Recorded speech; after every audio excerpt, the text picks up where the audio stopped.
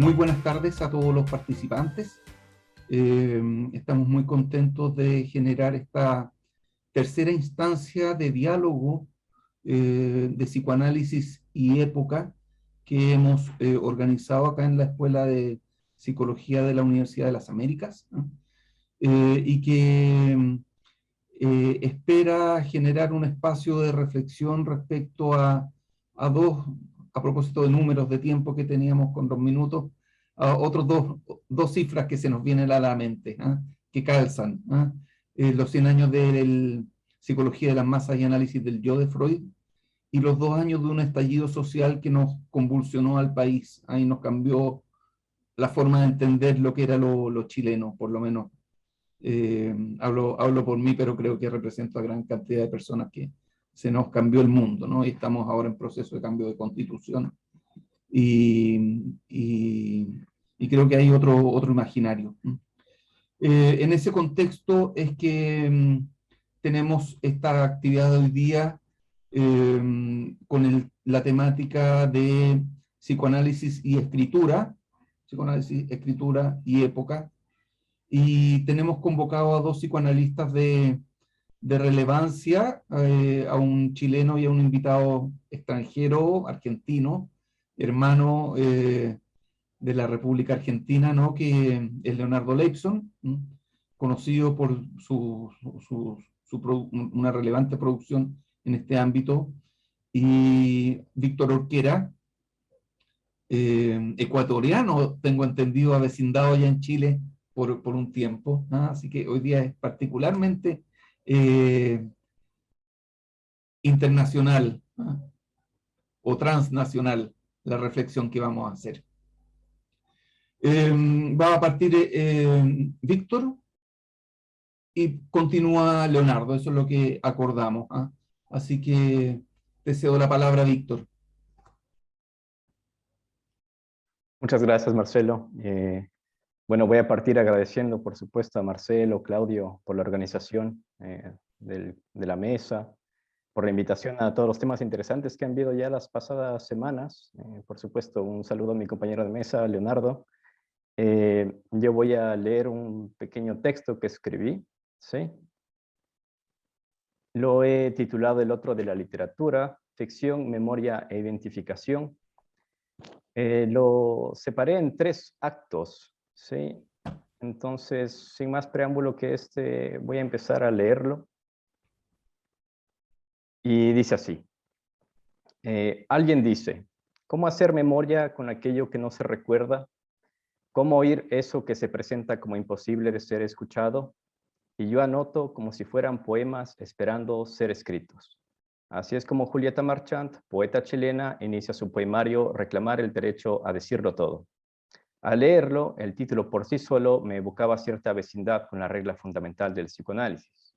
Como si en el espacio psicoanalítico, aquel montaje que tiene mucho de ficcional, se formulase este pedido reclamo, el decirlo todo.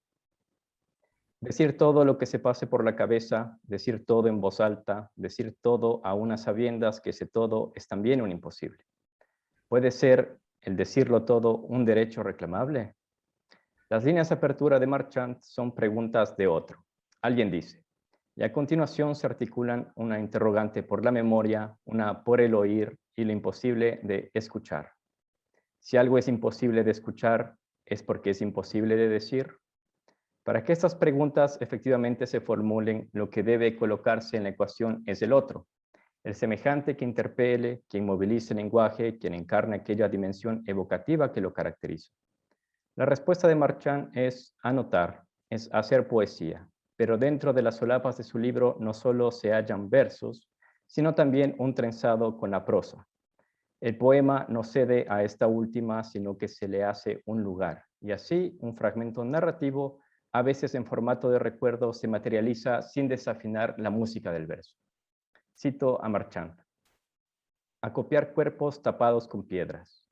Dejar la carne en el lugar donde decide oscurecer. Custodiar nombres. Desaparece una lengua. Oigo mi voz en diván. Mi cuerpo recostado guarda muy pocas semejanzas con mi cuerpo vertical. Ella está atrás. La escucho anotando. El mimbre de su silla cruje. Es una antigua mecedora. Me molesta el vaivén, me sofoca cada ínfimo sonido. El mundo parece una suma de murmullos que deseo aquietar. La siento empujándome desde atrás para que yo diga palabras que no quiero oír. Un forcejeo apremia. Mi cuerpo no cesa de quejarse. Siempre se acomoda y el mimbre rechina. Oírse llorar es tan distinto a oír llorar a otro. Con el tiempo aprenderemos a obviar nuestros lamentos. Cuando sollozo y me ahogo, escucho cómo busca en su cartera y me extiende un paquete de pañuelos. ¿Cuál es el sonido del amor? Si pudieras darle un sonido y describirlo, ¿cuál sería? Ese es el fin de la cita. Al escribir el otro de la literatura, apunto a la dimensión de espejo que tienen las obras literarias, cuando, al leerlas, nos devuelven entre luces y sombras lo que creemos ser o lo que rechazamos incorporar. Palabras que no quiero oír, y también palabras que no sabía que existían o cuyo ensamblaje con otras no creía posible. Desde el relato narrado o desde el afecto que se cuelga de este, se traspasa, como una suerte de transmisión literaria, una experiencia, aquella que ulteriormente podré recordar y compartir. Recordamos y olvidamos los impactos de las palabras, las que nos cuentan en voz alta, las que nos leen en voz baja. Esto puede suceder desde el trabajo de la intimidad, como me parece es el caso de Marchand, o desde otros formatos que sin dejar de ser un trabajo desde lo íntimo usan el espacio urbano para crear una memoria colectiva. Lo citaré más adelante. El otro de la literatura, imagen que se textualiza en la atmósfera, la trama, los personajes y sus experiencias puede tener un eco en las cavidades de nuestro cuerpo, allí donde se alojan nuestras identificaciones y en las esquinas de nuestra memoria. Segundo acto. Memoria. Lo que hoy, como los días previos y los que están por venir, nos han reunido es el recuerdo. Recordar que hace 100 años Freud escribió Psicología de las Masas y Análisis del Yo, un texto que desde la primera página subraya que lo individual no es sin el otro. Cito a Freud. En la vida anímica del individuo, el otro cuenta con total regularidad como modelo, como objeto, como auxiliar y como enemigo. Y por eso, desde el comienzo mismo, la psicología individual es simultáneamente psicología social en este sentido más lato, pero enteramente legítimo. Freud da un abanico de lugares que el otro puede tener y a partir de lo que escribe al final de este párrafo me permite esbozar la siguiente pregunta. ¿Puede entonces un trabajo sobre lo individual ser simultáneamente un trabajo sobre lo social? Por la experiencia analítica podemos constatar que un movimiento subjetivo puede llegar a alterar el entorno en el que nos movemos, lo cual puede significar el dejar de frecuentar aquellos espacios o lugares que ocupábamos frente a los otros y sus demandas, o también la creación de un lugar personal que nos permita desplazarnos en distintas direcciones, atravesando angustias e inhibiciones. Creo que la literatura, así como el psicoanálisis, nos enseña y nos inspira a habitar el territorio de otra forma y, sobre todo, pero no exclusivamente, a levantar un territorio, una posición frente al lenguaje. En este sentido, y desde muchos otros, psicoanálisis y literatura son un tratamiento del lenguaje. Tratamiento en tanto en la práctica clínica nos referimos a la dirección de una cura o tratamiento como los medios utilizados para tratar, dar forma o sentido como significación y nuevamente como dirección cuando se esculpe un texto. Ambas disciplinas, al trabajar la palabra y sobre la estructura del lenguaje, son también un trabajo de edición. Recortar, reescribir, corregir, puntuar, separar, precisar. Literatura y psicoanálisis entonces como trabajo de lo íntimo con posibles consecuencias sobre lo social, sea lo social como la relación al otro y al lenguaje, o sea como la relación a la historia y la memoria de un pueblo. Para este último punto citaré el fragmento de una entrevista que dio la escritora chilena Nona Fernández en el 2020. Recordar es volver algo al presente. Uno no recuerda por el gusto de observar el pasado. No me interesa el recuerdo nostálgico. Me gusta la confrontación del recuerdo con el desasosiego presente. Siento que hay que actualizar al recuerdo y ponerlo a dialogar. El recuerdo es un acto presente y funciona mejor en el presente incómodo.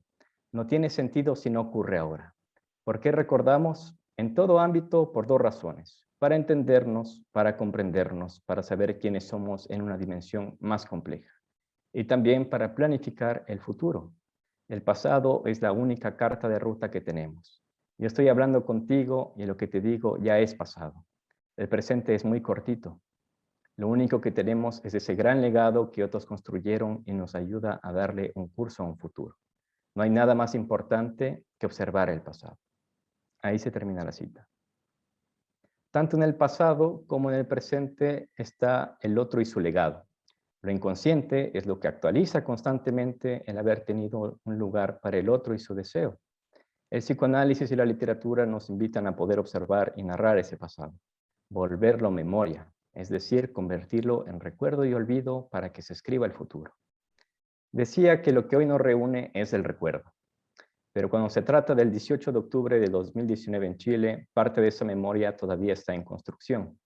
El pasado y el futuro que allí habitan se siguen escribiendo y aún no terminan de arribar a sus distintos après-coup.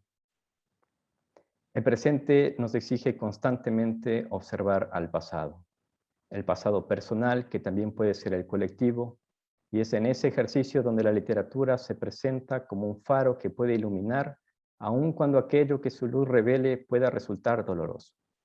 A continuación, un recuerdo, un dato histórico, una ficción de Nona Fernández de su novela Chilean Electric. En realidad estas son dos citas, pero son parte de un mismo recuerdo que están separadas por al menos 25 páginas en la obra. Las citas van así.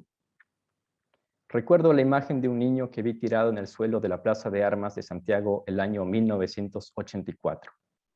Estábamos en medio de una protesta y un carabinero lo golpeó en la cara y el niño quedó tirado en el cemento, en medio de un charco de sangre con su ojo afuera. El sonido de las cámaras captando el momento cierra esta imagen, porque lo que vino después no lo sé, no lo recuerdo, o a lo mejor no presencié ningún cierre. A lo mejor simplemente arranqué, me fui aterrada ante la posibilidad de que me volaran el ojo izquierdo, perseguida ya por esa imagen que todavía se proyecta en el centro de la plaza cada vez que paso por ahí. Ahí se terminan las citas. Cuando leí este fragmento post-18 de octubre, pensé en las mutilaciones oculares que trágicamente habían ocurrido durante las protestas, en la dimensión de oráculo de la literatura y también en la advertencia de que el pasado, en su versión más violenta, puede volver de forma cruda cuando no hay un tratamiento de la memoria y de lo social mediado por lo simbólico, por la ley. Reparé en la habilidad de Fernández y de su literatura a la hora de transmitir una escena que engarzaba un pasado que ignoraba, revelando que otros antes habían tenido sus propias batallas, en las que también colocaron su cuerpo. Plaza de Armas queda grabado con este suceso para la autora como si las piedras que componen los espacios urbanos también se prestaran para la escritura. Un ejemplo evidente de ello son todos los muros que han sostenido la tinta de distintas consignas sociales en los últimos 2 años, y tanto el rebautizo de la Plaza Baquedano por la Plaza de la Dignidad como lo que ocurrió con algunas avenidas son una reescritura que señala que los nombres de antaño ya no representan a un número importante de habitantes ni a estos territorios. La identidad se vacía, tal como lo concibe el psicoanálisis, es sin esencias y se abre a otras posibilidades, a otros nombres. Este fragmento, retazo némico de su autora, puede expandir el mundo de sus lectores y volverse parte de su memoria a través de la ficción. La memoria, máquina orgánica de ficciones, y la ficción, ejercicio de ingenio y construcción, son parte fundamental de un trabajo analítico. Allí es donde quien habla, con las palabras y recuerdos propios y de otros, hará uso de la dimensión ficcional del lenguaje, bajo cualquiera de sus formas, poesía o prosa, para poder construir un discurso personal. Tercer y último acto. ¿Por qué es la ficción importante para el psicoanálisis? Freud abandonó la teoría de la seducción para escuchar las fantasías inconscientes y colocó en analogía el juego infantil, fundamental en la constitución subjetiva, con la labor del poeta, del Dichter.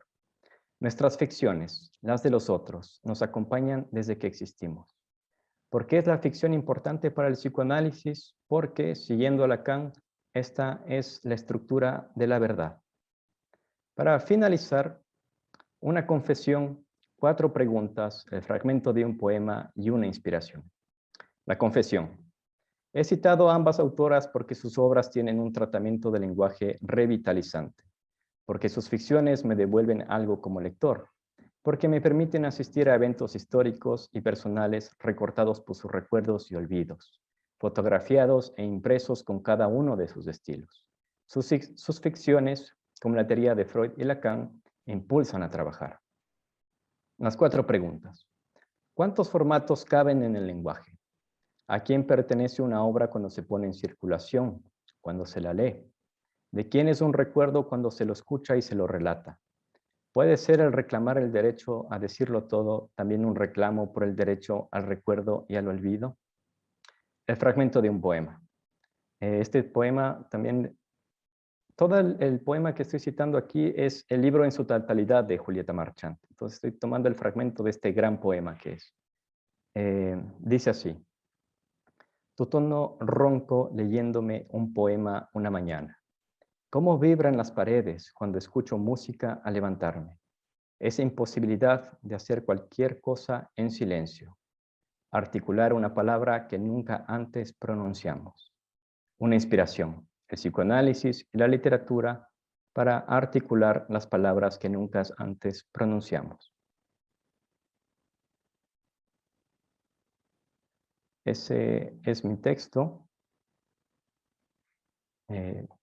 Estas son las obras que cité, por si les interesa saber más. Julieta Marchant es una joven poeta chilena, tiene algunos textos, son bastante breves, también es editora. Trabaja en 2 editoriales, si no me equivoco, una es Bisturí 10, y la otra Se me escapa. Tiene algunas obras, la que cité sobre todo fue Reclamar el derecho a decirlo todo, que tiene 2 ediciones, y la otra autora que cité es Nona Fernández, Chilean Electric es su libro, pero la obra de Nona Fernández es bastante amplia también. Una de sus novelas principales es Mapocho. Y algo que me gustaría de todas formas mencionar, que no está en mi texto, es que mientras releía y escribía este pequeño escrito, también veía la importancia de la literatura, por supuesto, en el trabajo de memoria, y el trabajo de memoria también como un trabajo necesario contra la impunidad. ¿Sí? Y eso. Gracias por su atención. Víctor, antes Muchas que gracias, parta Víctor. Leonardo y Marcelo, la otra editorial creo que es Cuadro de Tiza. De Julieta Marchant. Exactamente. Sí, sí, sí. Ese es. Gracias, Claudio. Ok. Damos el pase a Leonardo Leibson, psicoanalista argentino. Psicoanalista argentino. Muy bien, está bien. ¿Hay una escuela argentina de psicoanálisis? Es una pregunta que yo me hago a veces. O latinoamericana de psicoanálisis. Eso sí estoy convencido. Yo creo que en América hispana y en América portuguesa también, leemos a Freud y a Lacan de otra manera. Por el, no sé, privilegio de la lengua, de las experiencias, de nuestros ambientes, de nuestra conexión con los pueblos que nos antecedieron, creo que no es el mismo. Si uno, creo que tiene otra sangre, creo que tiene otra vida el psicoanálisis en América, a pesar de todas las dificultades con las que nos enfrentamos regularmente. Psicoanalista latinoamericano, entonces. Bien. Bueno, agradezco mucho la invitación, es realmente un gusto estar acá, compartir con ustedes, y además en un tema que, bueno, que a mí me intriga desde hace mucho tiempo, que es esto de en qué se junta y en qué se separa el psicoanálisis y la literatura,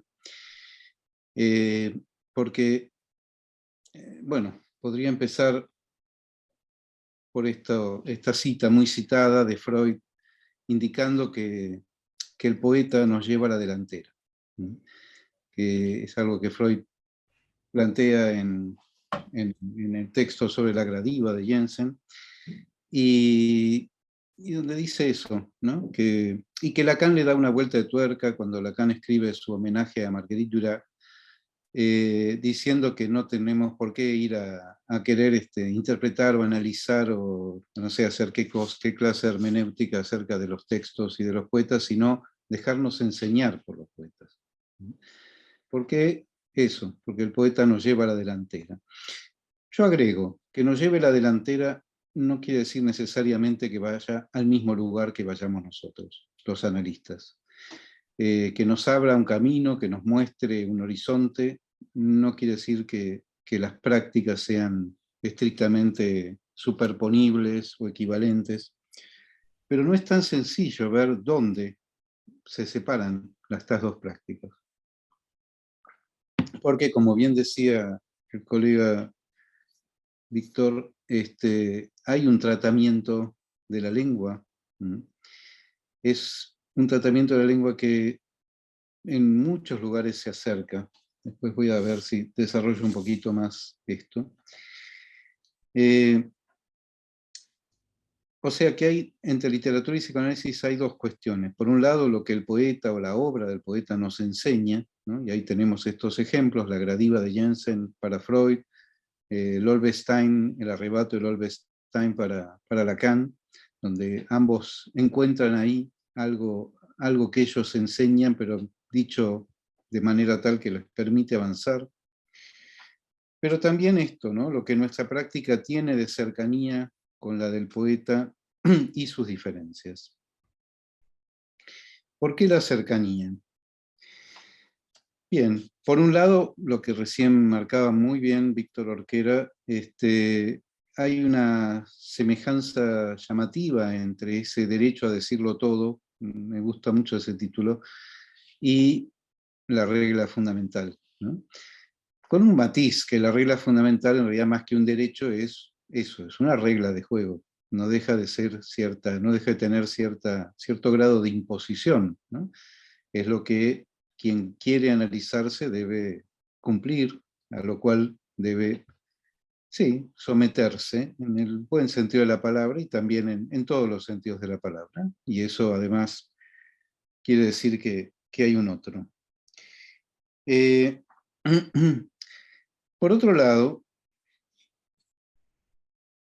y yo me refiero más que nada a la poesía, porque, no sé, me parece que el psicoanálisis se acerca especialmente a la cuestión poética por un punto que tiene que ver con que es un modo de escribir musicalmente. Digo, históricamente la poesía y la música estaban indiscerniblemente unidas en la antigüedad y hasta cierto momento. Lo que tiene entonces de resonancia, el estado que toma el lenguaje, ¿no? Me gustó mucho esa pregunta, ¿cuántos formatos caben en el lenguaje? Esa es muy buena pregunta, sí, porque efectivamente no es, el lenguaje está en muchos, bueno, puedo decir formatos, a mí me gusta decir que está en muchos estados. Por ejemplo, en la práctica analítica el lenguaje está en estado de habla. Como los estados de la materia, ¿sí? Sólido, líquido, gaseoso y sus pasajes de estado. No es lo mismo el lenguaje en estado de habla que el lenguaje en estado de escritura o el lenguaje en estado de lectura. Las palabras, uno diría, son las mismas, pero no es el mismo tratamiento del lenguaje. Entonces, ¿qué es la poesía? Voy a tratar de introducir esa pregunta, porque no es una pregunta que se pueda responder, obviamente, con dos cosas. Por un lado, un pequeño fragmento de Alejandra Pizarnik, una poeta argentina, nacida en 1936, que falleció en 1972 a causa de una sobreingesta de barbitúricos. Una poeta que se volvió loca, como tantos poetas y como tanta gente que no es poeta, que tuvo tratamientos que tenían un fuerte vínculo con el psicoanálisis, entre otras cosas por la época en la que vivió. Tuvo al menos dos tratamientos psicoanalíticos con dos psicoanalistas muy prestigiosos, lo cual que no los encontró en sus mejores momentos en realidad, pero bueno, son detalles. Quiero leer un pequeño fragmento de un poema de Pizarnik que dice así: hablo sabiendo que no se trata de eso. Siempre no se trata de eso. Oh, ayúdame a escribir el poema más prescindible, el que no sirva ni para ser inservible. Ayúdame a escribir palabras en esta noche, en este mundo. ¿No tiene el psicoanálisis algo de eso, de hablar y saber que siempre no se trata de eso, pero a la vez poder producir algo inservible? El psicoanálisis es una posibilidad de decir tonterías, de decir cosas que no sirven para nada. Y la regla fundamental lleva a eso. Ahora, resulta que esas cosas que no sirven para nada terminan siendo cosas que hacen a la, bueno, sí, a esa verdadera estructura de ficción de lo que cada uno lleva en esta vida. Esas son algunas de las vueltas, de los pliegues, y creo que este poema lo dice, ¿no? Que no está nada fácil escribir algo que sea prescindible o inservible, algo que se pueda desechar. Y el psicoanálisis, yo creo, además es un tratamiento de los residuos, de los desechos. Recuerdo que Lacan ha dicho, en más de una ocasión, que la esencia del hombre es el desecho, es el resto, es lo que cae. Y la clínica creo que nos lo muestra día a día, a pesar de que, por supuesto, valoramos las posesiones, el dinero, el prestigio, los honores, etcétera, etcétera. Pero por lo que vivimos y por lo que morimos en general, tiene que ver con estas cosas prescindibles, inservibles, desechables, descartables, pero llamativamente notables, como un poema. La otra cuestión es una cita de George Agamben en un libro que se llama Idea de la prosa, que es lo que a mí más he encontrado más cercano a una definición de la poesía, que me pareció muy interesante. Y dice Agamben, es un hecho sobre el cual nunca se reflexionará lo suficiente que ninguna definición del verso es del todo satisfactoria, salvo aquella que acredita su identidad respecto de la prosa a través de la posibilidad del enjambement. Él lo pone en francés, enjambement, que, si no entiendo mal, se traduce como encabalgamiento. Ni la cantidad, ni el ritmo, ni el número de sílabas brindan desde este punto de vista una diferencia que alcance. Pero sin dudas es poesía el discurso en el cual puede oponerse un límite métrico a un límite sintáctico. Y prosa, aquel discurso en el cual esto no es posible. Y agrega un poquito. El enjambement, el encabalgamiento, exhibe una no coincidencia y una desconexión entre el elemento métrico y el elemento sintáctico, entre el ritmo sonoro y el sentido.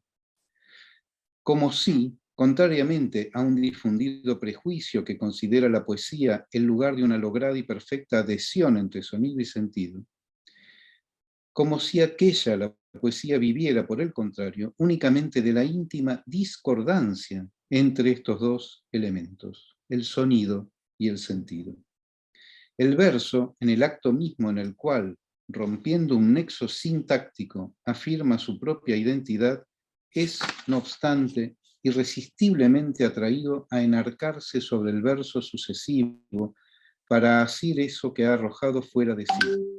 Insinúa un paso de prosa con el gesto mismo que demuestra su versatilidad. Creo que la cita vale la extensión porque ubica a Agamben una cuestión que para mí me hizo pensar que hay algo de la práctica del psicoanálisis y particularmente de lo que podríamos llamar el acto analítico y el acto interpretativo.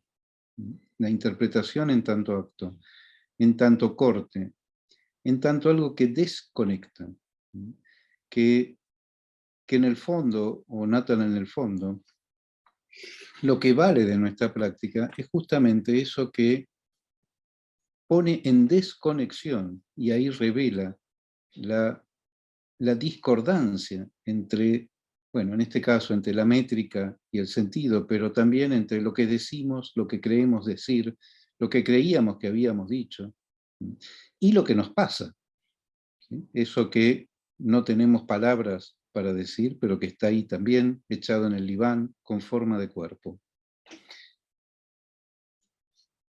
En ese punto, creo, hay una cercanía íntima entre la práctica de la poesía y la práctica del psicoanálisis, y que no es simplemente por un gusto estético o por una cuestión de erudición que, bueno, que tantos y tantos autores del psicoanálisis, empezando por Freud, por supuesto, hubieran hecho referencia a las grandes o pequeñas obras de la literatura, y las seguimos llamando y seguimos leyendo Hamlet, o seguimos leyendo a los clásicos, o seguimos...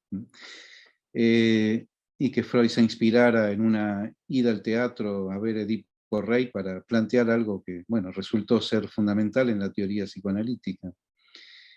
Me parece que no son simples coincidencias.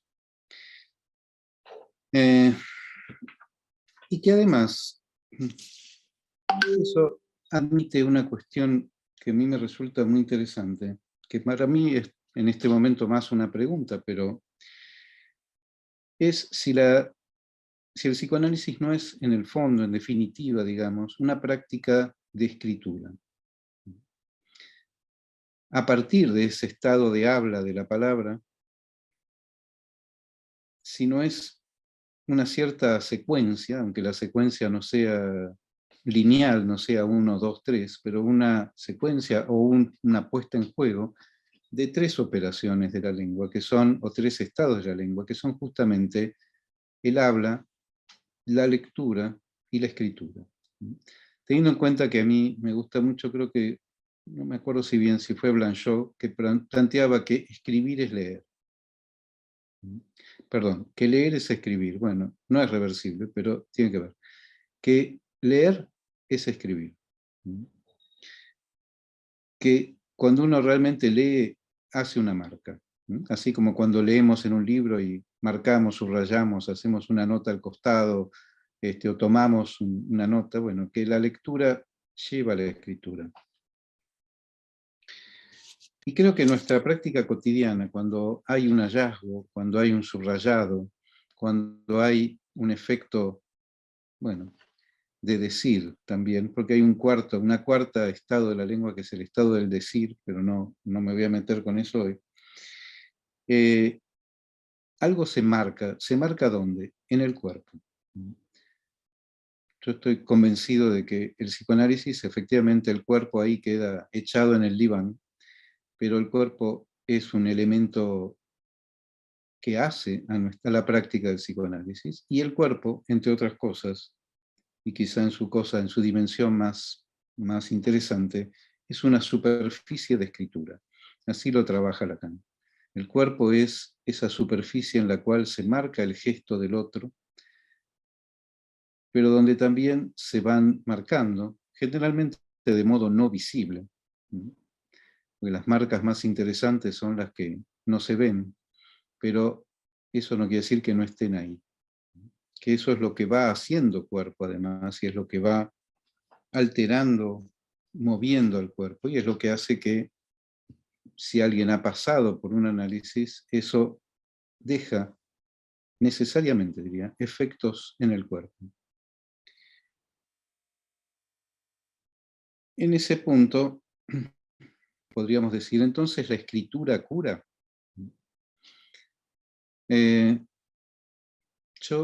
Esa pregunta me la alcanzó una colega y amiga hace poco, ¿no? ¿La escritura cura? ¿No? Me pidió que escriba algo sobre eso. Y yo lo primero que me pareció es, no, la escritura no cura a nadie, ¿no? Porque hay una especie de idea, ahora por suerte no está tan de moda, de que si uno pone a escribir a los locos, entonces todos podemos construir un Joyce, o un Schreber. Una idea un poco absurda, o totalmente absurda, y que efectivamente no funciona. Ahora, sin embargo, conocemos muchos casos, muchas situaciones, y sobre todo en los pacientes llamados psicóticos o locos, donde algo de la operación de la escritura tuvo efectos que podríamos llamar curativos, si bien es una palabra con mala prensa en el psicoanálisis, Pero ¿de qué depende de que algo de la escritura tenga un efecto? Pienso, pregunto, ¿dependerá de con qué y sobre qué se escribe?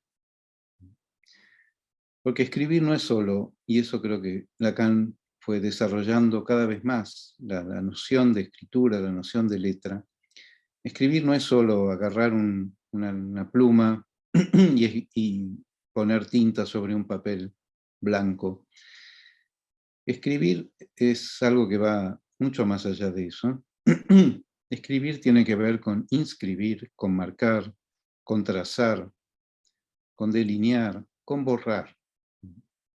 Hay una íntima vinculación entre la escritura y la borradura. Lo que se borra es lo que escribe. El apólogo de la huella de Viernes de Robinson Crusoe, que Lacan usa en el Seminario de la Identificación y en otros lugares, es muy interesante para ilustrar esto. Entonces, dependerá de con qué y sobre qué se escribe.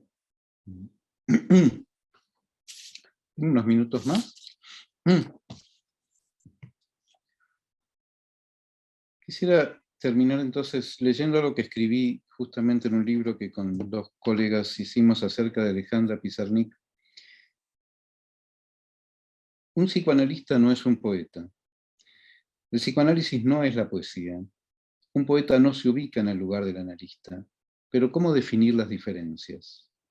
Porque ambos se ocupan del lenguaje y bordean permanentemente el oficio de lo indecible. Ambos producen un saber acerca de que no se quiere saber que no hay saber. Ambos se estrellan una y otra vez contra los límites y las miserias del lenguaje. Sin embargo, hay algo de la política del psicoanálisis, que no quiero dejar de decirlo, me parece que involucra la política a la que hacía alusión Víctor recién, la política de la plaza, la política de la nominación, la política de los recuerdos, la política de la no impunidad. Pero hay también una política del psicoanálisis que tiene que ver con esa otra política, que es que el analista hace del síntoma su política. El analista hace del obstáculo una práctica, hace de la pregunta una herramienta. Se ofrece a la transferencia incautamente, se deja tomar para darle espesor a la pregunta. Sin embargo, la gran diferencia tal vez es que allí donde el poeta escribe, el analista escucha. Y al escuchar lee, y también hace resonar lo que se dice. Propone una regla de juego y hace de esa regla un método de escucha. En esa escucha se atiende a lo que se dice y más aún a lo que se derrama por el margen del decir. Recién ahí el analista escribe, o más bien el analista asiste a un proceso de escritura donde no se necesitan pluma ni papel, pero sí se requiere de una superficie corporal. Esa escritura que, como nos cuenta Pizarnik, intenta desprenderse de algunos sentidos, o sea, permite que ciertas cosas se dejen de sentir. Escribir en esta dirección es deshacerse de la presencia del otro y del otro cuerpo cuando se encima al propio. Escribir es lo que recorta, expulsa, cosecha y guarece, operando por aposición de palabras y casi más que nada por lo que implica el trabajo de tachar, sobreescribir, pulir, buscar la palabra justa que nunca se encuentra. Para concluir, o sea, todo cuerpo es político, porque todo cuerpo es poético, porque todo cuerpo es del síntoma. Donde lo erótico de la lengua y el lenguaje erotizante se entrecruzan siempre de una manera inédita para ir escribiendo aquello que nos hace decir y así nos hace vivir. Gracias. Gracias, Leonardo. Gracias, Víctor. Me encantaron las dos exposiciones. Espero que a todos los que estén presentes también. Me voy a tomar la palabra porque mientras lo escuchaba pensaba en muchas cosas y traté de articular algunas cosas tanto con Víctor como con Leonardo. Entonces se las voy a plantear para después darle el tiempo a ustedes que lo puedan responder. Primero, para Víctor, bueno, lo que primero me pasó fue que me acordaba mucho de Heidegger, ¿no? Cuando Víctor hablaba del recordar, el olvidar, y después Leonardo hablaba de dejarnos enseñar por el poeta, ¿no? Cuando recordaba a Lacan.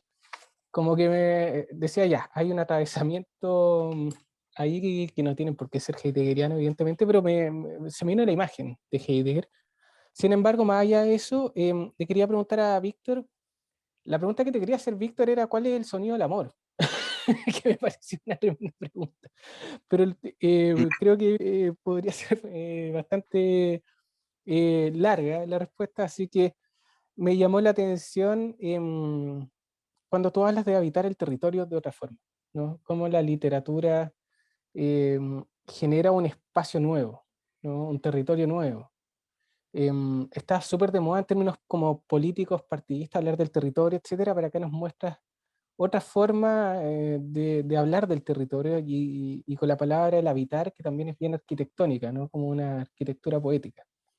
Entonces te quería hacer la pregunta, ¿a qué te referías mejor con eso, con estos nuevos territorios? Em, y que nos explicaras un poco más a qué te referías con eso. Y a Leonardo le quería hacer otra pregunta respecto a cuando trajo a Gamben. Me parece que la cita de Gamben es espectacular, porque en esta diferencia que hay entre la métrica y la sintaxis, ¿no? Eso en términos poéticos también lo conocemos como prosodia al comportamiento lingüístico, ¿no? Como y, y acá tenemos a alguien que jugaba mucho con eso, un poeta muy conocido que yo creo que tú también lo conoces, se llama Nicanor Parra, ¿no? Nicanor Parra, lo métrico que hacía con lo métrico era el endecasílabo, es decir, el clasicismo español máximo, y lo sintáctico que hacía era la tonalidad chilena más popular, ¿no? Entonces como hacía que no conectaran, como que no podían conectar. Entonces, esa desconexión entre lo métrico y lo sintáctico es propia de la poesía, como menciona Gamben. Esta discordancia suena mucho a esta desproporción que hablaba Lacan, ¿no? Como a esa no relación, ¿no? Entonces me gustaría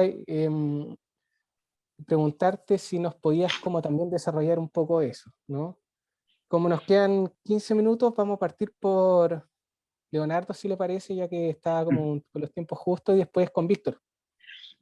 ¿Ya? Vale, bueno. Interesante la pregunta. Sí, yo creo que, a ver, bueno, en realidad tú ya lo has dicho,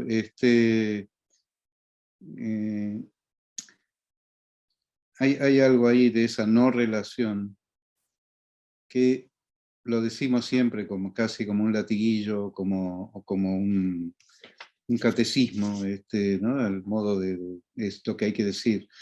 Pero el asunto es cómo eso se produce, cómo la no relación se produce o no. Porque no alcanza con desarmar una frase y ponerla en dos líneas distintas para que haya realmente un efecto poético. No es que se da así automáticamente, no hay una máquina de producir poemas. Tampoco hay una máquina de producir análisis. Todavía no se inventó.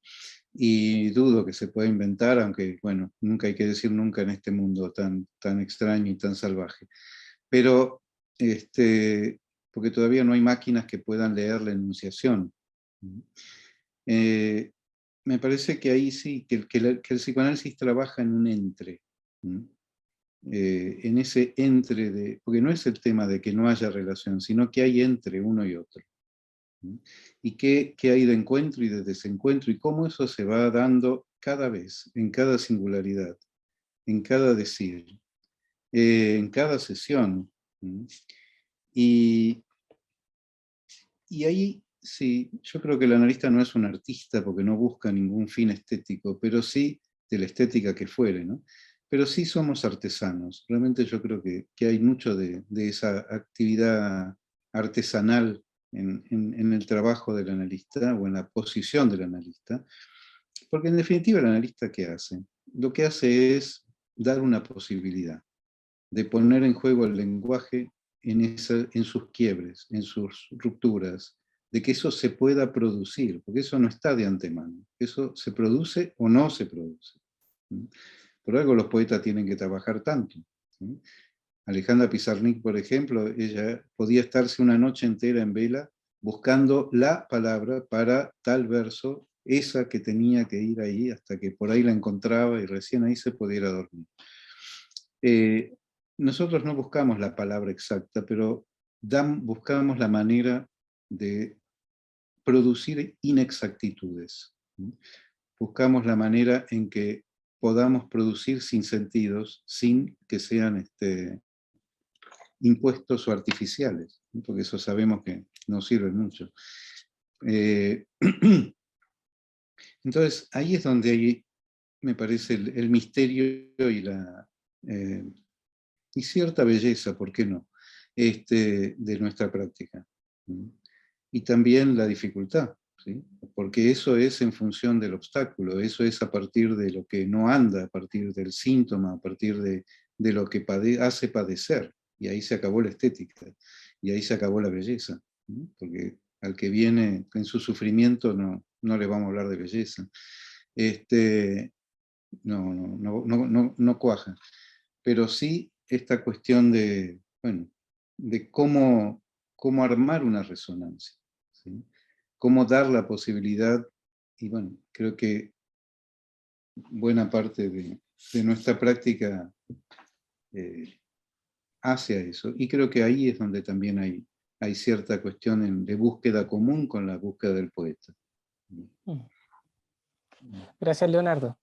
Antes de darle el paso a Víctor, también me acordaba de esta idea, ¿no?, de lo métrico y lo sintáctico como esta como desconexión que tienen como dos especies de conciencia distintas que conviven al mismo tiempo, ¿no? Como que muestran un conflicto, ¿no? Que es como también la noción freudiana del conflicto, ¿no? Como Sí, sí. esto que no cuaja, ¿no? Así que muy agradecido por la reflexión, Leonardo. Víctor. Sí, a ver, una de las preguntas era por el sonido del amor, pero esa es parte del poema de Marchand, así que habría que preguntarle a ella qué diría sobre eso. Pero la otra pregunta era justamente respecto al territorio y cómo habitarlo. Creo que puedo responder, por un lado, como clínico y también como lector, digamos, de literatura o narrativa, poesía, etcétera. Porque me parece que es distinto el trabajo cuando un paciente o una paciente piden o demandan un lugar al otro, y es algo muy distinto cuando empiezan a construirlo, ¿no? Creo que son posiciones distintas de cómo uno se posiciona ante los otros, ante la demanda de los otros y en general ante el lenguaje, que creo que es una de las preguntas que circula, digamos, en el trabajo clínico. Eso podría decir, esa es una de las partes en las que estaba pensando de cómo se llega a habitar de otra forma el territorio. Y buscaba otra palabra que no sea solo lugar, ¿no? Que creo que la palabra lugar se utiliza con bastante frecuencia, ¿no? ¿Qué lugar se tiene para el otro, ¿no? Etcétera. Y por supuesto, yo también estoy empapado con la palabra, digamos, territorio, porque es algo que empezó a aparecer bastante, quizá por distintos medios, distintas vías. Y ahí apareció justamente esa palabra con una vecindad mucho más cercana a la arquitectura. Y me interesaba capturar un poco esa palabra, ver qué pasaba con eso, porque empecé también como civil, digamos, a moverme por territorios distintos, cambiados. Estoy pensando en lo que ha pasado en los últimos 2 años en Chile, en que la ciudad cambió, no solo, digamos, por lo que estaba rayado en las paredes, sino por la atmósfera en general. Y creo que en ese sentido, cuando hablaba de habitar el territorio de otra forma, es que los espacios urbanos son un cuerpo también, un cuerpo distinto, por supuesto, al que estaba mencionando Leonardo cuando hablaba del síntoma, pero son un cuerpo, digamos, donde pasan muchas cosas. Lugares que nos pueden asustar, lugares que nos pueden inspirar, lugares donde uno va y reclama, a propósito de reclamarlo, ¿no? reclamar lo que uno piensa que es justo para sí o para los demás, reclamar por un colectivo. Entonces en eso estaba pensando. ¿Ah? Y también la idea de territorio en este sentido quizá más arquitectónico y lo que inspira quizá la literatura también viene de distintas fuentes. Otro de los textos de Nona Fernández es Avenida 10 de Julio, por ejemplo, que de hecho fue lanzado o relanzado este 10 de julio de este año. De ahí pasan cosas, digamos, con los nombres de las calles, con los territorios cuando se los revisitan, por ejemplo. Eh, no sé, también viene a mi memoria otro texto que es el de Formas de Volver a Casa de Alejandro Zambra, donde también pasa eso, ¿no? Una ciudad de fantasía, donde las calles están nombradas con lugares que no representan quizá Latinoamérica, digamos, ¿no? Entonces, en ese sentido estaba pensando. Los materiales que se utilizan para los espacios y los territorios, sí, por supuesto, son el ripio, el cemento, el metal, el acero, pero también son los cuerpos que llegan a habitarlos o a ser desalojados, ¿no? No todo cuerpo entra en determinada parte de la ciudad. Hay cuerpos que son marginados, digamos, en ese sentido. Y un poco para ir cerrando mi argumento respecto a eso, creo que justamente lo que hace la literatura, la poesía, la narrativa, es ampliar un poco ese mapa, ¿no? Ampliar un poco la cartografía respecto de dónde uno vive y cómo uno vive. Y eso tiene una materialidad y eso tiene, por supuesto, que ver con el lenguaje. Eso podría decir, Claudio. Muchas gracias por tu pregunta. Bueno, Marcelo, no sé si hay más preguntas al respecto. Estamos justo como terminando casi justito a las 7. No sé si yo pudiera hacer un comentario Sí. a propósito de lo que hablaba Víctor, respecto a la cuestión del territorio. A mí me surge una diferencia muy importante entre organismo y cuerpo, ¿no? El organismo, la cuestión biológica carente de espíritu, y me pasa similar con el territorio. Me hacen más sentido los barrios. ¿Ah? Los barrios son los culturizados, los que tienen, son como el cuerpo, erotizados de cierto modo, historizados. ¿Ah? ¿Ah? El territorio me huele a seco, ¿ah? Me huele a organismo biológico, ¿ah? A una ameba. ¿Ah? Y los barrios cambian con el tiempo, ¿ah? Y el barrio en el que yo me crié ya no existe, ¿ah? A pesar que estén en el mismo territorio, ¿ah? Cambió, ¿ah? Ya pasaron 40 años y pasa otra cosa. Y se me ocurre que con el psicoanálisis nos pasa lo mismo también, ¿ah? En el sentido de que quizás vinculando lenguaje con, quizás o habla y voz, ¿no? La voz tirando para el objeto A, ¿no? Es una práctica el análisis de habla, pero donde algo del cuerpo está comprometido, ¿no? Hay algo de eroticidad, de presencia. No sé si les hace sentido. Sí, yo, si puedo decir algo, creo Claro. que sí. Y ese cuerpo, yo creo que es el cuerpo de la ciudad, es el cuerpo. A mí me gusta la palabra territorio, sin embargo, a mí no me suena árida, pero bueno, eso depende para cada cual. De hecho, acá en Argentina, en Buenos Aires, hay una revista, una publicación que se llama Huellas, en relación a lo que implica el territorio, que tiene un alcance más político ese término, ¿no? Tiene que ver con lo que decía al inicio, trataba de decir con esto de que creo que en América Latina leemos y practicamos el psicoanálisis de una manera particular, y que hay otro erotismo, digamos, en eso, otra erótica en juego, y que eso hace que por ahí tengamos algunas ventajas y algunas desventajas también. Pero sí, creo que se trata de ese cuerpo. El cuerpo no es solamente, por supuesto, el organismo, ni la anatomía, ni tiene los límites de la imagen, ¿no? El cuerpo es la ciudad, es el paisaje, y ahí es donde se afecta. Pero sí, lindo. A mí me parece una forma interesante como de, porque se hace como una especie como de circularidad de la exposición, como que Leonardo tenía preparado, como venía preparado, como inició y terminó así. Pero como que hace mucho sentido, porque atraviesa justamente lo del territorio con el lenguaje y lo poético, ¿no? Como el psicoanálisis acá o el territorio psicoanalítico acá en Latinoamérica es distinto justamente por su componente poético también, ¿no? Que tiene toda una historia. Sí, sí. Mm. Tenemos poetas. Sí. Sí. Bueno. No sé, Marcelo, ¿quieres ir cerrando? Y me permito agradecer, por cierto, ahí nos escribían en el chat algunos asistentes, agradeciendo las palabras, la sabiduría de Leonardo y Víctor. Ujú. Muchísimas gracias. Ha sido un espacio riquísimo. Ujú. No sé, Gracias. Claudio, si tú quieres. ¿Sí?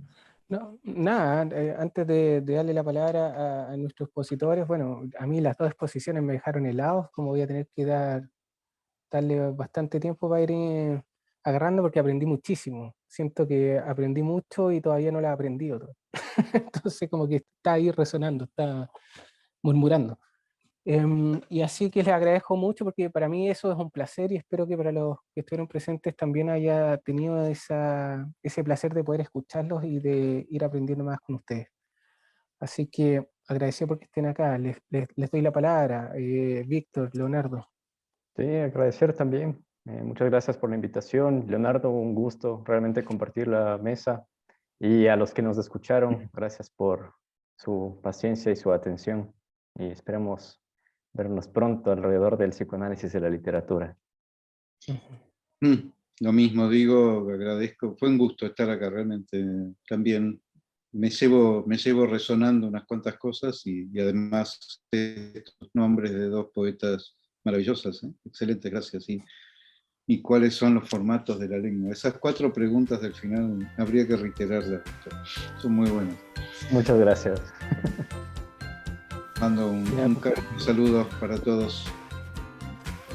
Chao a todos. Gracias, que estén muy Que estén bien. bien. Chao, chao.